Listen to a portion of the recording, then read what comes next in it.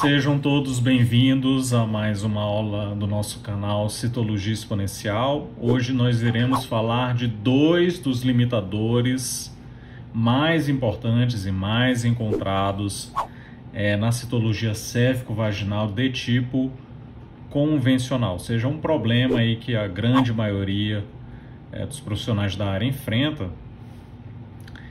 E nós iremos aprender como reconhecê-los e como tentar não cair nas principais armadilhas associadas a essas duas problemáticas. Então, a primeira delas, que é muito comum, chama-se sobreposição celular. Então, antes de falar especificamente da sobreposição celular, vamos explicar qual é o conceito de limitador de avaliação.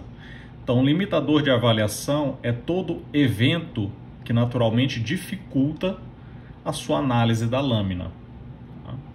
E dois dos mais comuns que nós iremos mostrar aqui são a sobreposição celular e a inflamação. A sobreposição celular já é autoexplicativa, consiste em um evento onde as células, ou seja, os componentes de núcleo e citoplasma, eles ficam sobrepostos em níveis diferentes, ou seja, eles ficam empilhados como se fossem tijolos um em cima dos outros, tá? E isso é muito comum mesmo na citologia cérvico-vaginal convencional, ou papa-nicolau convencional, ou preventivo comum. E isso se dá sobretudo por quê? Por um problema de técnica, inerente à técnica, ao método. Não quer dizer necessariamente que o médico, ou a enfermeira, ou o técnico de enfermagem fizeram uma coleta inadequada ou passaram o esfregaço errado para a lâmina, de forma alguma.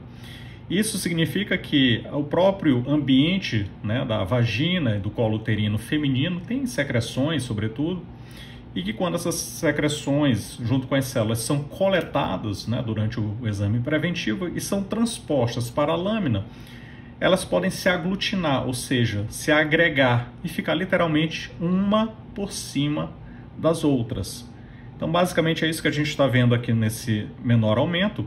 E qual é a grande dificuldade? Vamos aqui dar um zoom para caracterizar melhor essa sobreposição celular. E aqui observamos núcleos sobrepostos. Vou mexer um pouquinho aqui no micro do microscópio, que é aquela parte, né? Quando a gente mexe no microscópio, o micrômetro, tá? Aqui, ó. Você mexe e observa em níveis diferentes células, tá? Aqui sobrepostas. Aqui células, aqui vão aparecendo as que estão mais abaixo. Ou seja, literalmente você está vendo de cima para baixo camadas diferentes de células, uma por cima das outras. E qual o grande problema desse fenômeno? As atipias, né, onde nós costumamos dar os diagnósticos de lesão e mesmo de câncer, elas se encontram aonde? Nos núcleos, sobretudo no núcleo. Acontece que se esse núcleo está em uma célula sobreposta, pode ser que você deixe passar essa atipia, ou seja, ela fica escondida e você perde essa área de atipia, ok? E isso, gente, não é algo infrequente, inclusive é um dos principais, se não o principal fator inerente ao método que faz com que a citologia cérvico-vaginal tenha uma baixa sensibilidade, ou seja, tem de uma forma leiga, simples, tem um baixo rendimento diagnóstico. Okay? E como que nós evitamos então esse problema? Primeiro é reconhecê-lo, tá? Nós iremos falar depois de critérios de satisfatoriedade. Então, o limitador, ele dificulta a análise. Acontece que se o limitador, por exemplo, no caso da citologia cérvico-vaginal, esse limitador está presente em mais de 75% da amostra e você não encontrou nenhuma atipia, essa amostra é chamada de insatisfatória, ou seja, você tem que repetir esta amostra, você não tem como avaliar, você não tem critérios, não tem segurança para avaliá-la. Se ela está abaixo dessa margem de 75%, qualquer limitador, ou seja, a amostra ela de certa forma, tem uma área mais adequada de avaliação, que seria mais ou menos isso daqui, onde você observa núcleo e citoplasma com nitidez, em contraste com essa área de sobreposição celular, você tem uma área de satisfatoriedade. Então, esse limitador, que é a sobreposição celular, ele nos faz errar com muita frequência, sobretudo na citologia cérvico-vaginal convencional. Por outro lado, na citologia cérvico-vaginal de tipo meio líquido, né, dependendo aí da marca, esse problema, por um processamento técnico, ele praticamente deixa de existir, mas isso é tratado em um vídeo de outra aula. Então aí que vem a pergunta, ok, como que eu posso evitar de errar em situações como essa?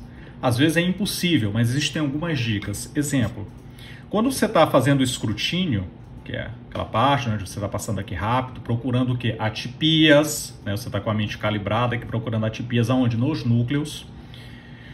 O ideal é que você passe com um pouco mais de parcimônia, com um pouco mais de calma nessas áreas. E qualquer, vamos dizer assim, qualquer suspeita, por mais sutil que seja, que você identifique como possível atipia em núcleo, você faz o seguinte, você para e faz o maior aumento. Quando você coloca o maior aumento, você tem que utilizar o micrômetro do microscópio, que é aquela parte onde você mexe e a imagem, ou a aproximação ou afastamento da lâmina em relação ao objetivo é mais suave. Para quê? Que é para você avaliar melhor núcleo. Tá? E ver o nível desse núcleo.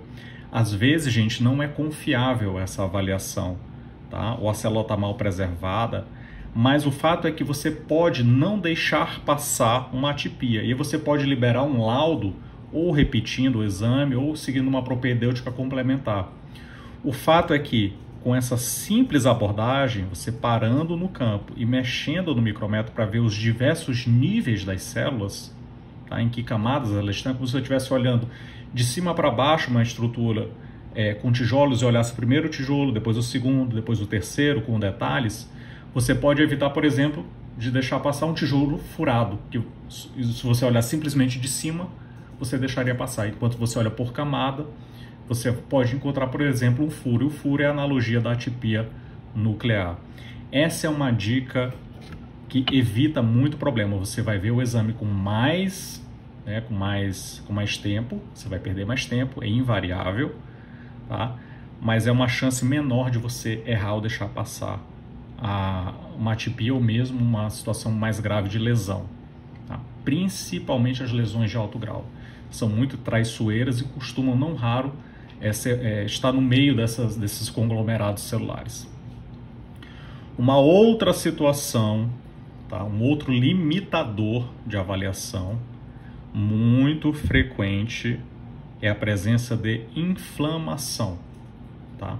Então, vamos dizer assim, a cérvice, né? O canal cervical feminino, ela pode ter algum grau de inflamação, isso é natural que tenha, por N fatores, mas nós estamos falando das situações que extrapolam essa normalidade. E normalmente esse tipo de inflamação é por polimorfo nuclear do tipo neutrófilo, ou seja, uma inflamação com supuração. E o que se traduz isso na lâmina? É um monte desses pontinhos, tá? São células com pouco citoplasma, que tem pelo menos quase uma centena delas, com esses núcleos parecem pequenos feijões interconectados.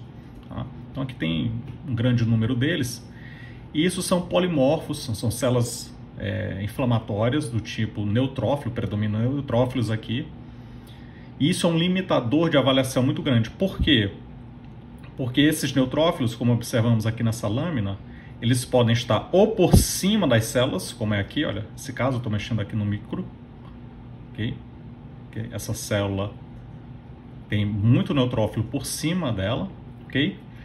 Ou elas podem estar tanto por cima, mascarando o núcleo, e aí cai na mesma problemática das células, das sobreposições celulares, ou elas podem estar permeando esse citoplasma, como é o caso aqui, e você olha um núcleo atípico e não consegue topografar muito bem em qual citoplasma ele está. Então você sabe que é uma atipia, fica com dificuldade de ver aquela atipia e caracterizar o núcleo, e não sabe em que citoplasma está, o quanto as células são. Então você perde margem de critério citológico.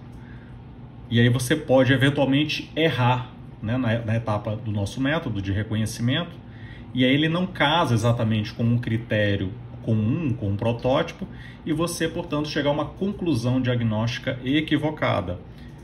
E como é que você faz? Temos duas dicas no caso dos exames de tipo convencional. A primeira delas é realmente fazer esse jogo de movimentação com o micro, né, para você caracterizar melhor a atipia e aonde ela está, em que citoplasma.